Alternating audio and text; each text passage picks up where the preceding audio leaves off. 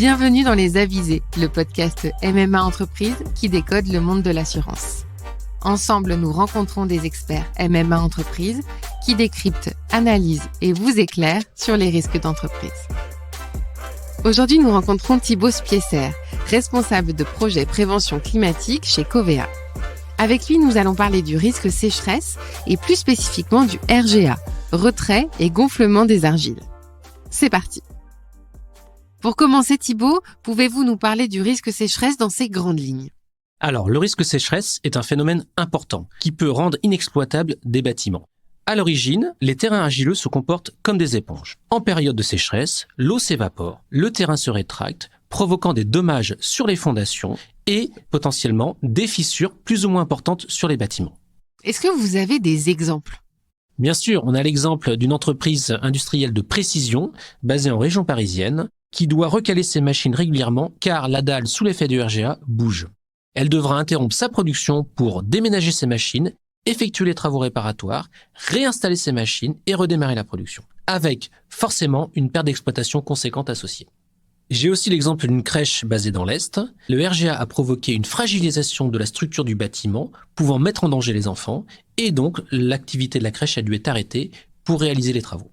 Vous parlez de phénomène RGA, de quoi s'agit-il ? Le phénomène RGA, retrait et gonflement des argiles, est provoqué par la structure elle-même des argiles, qui sont composées en feuillets. Les feuillets permettent une absorption de l'eau et une évaporation en période sèche, ce qui provoque des tassements différentiels des sols, fragilisant les structures des bâtiments. En plus, le phénomène RGA touche plus souvent des particuliers, notamment par rapport à la structure des bâtiments. Mais quand ça affecte des professionnels, le RGA peut mettre en péril l'activité économique et provoquer des sinistres de plusieurs centaines de milliers d'euros. Est-ce que le phénomène de RGA est en train de s'accentuer en France ? Oui, tout à fait. Il faut savoir que c'est la première cause de sinistralité du régime catastrophe naturelle depuis 2016. La fréquence des épisodes sécheresse devrait augmenter de plus 70% d'ici 2050. C'est donc un enjeu collectif majeur.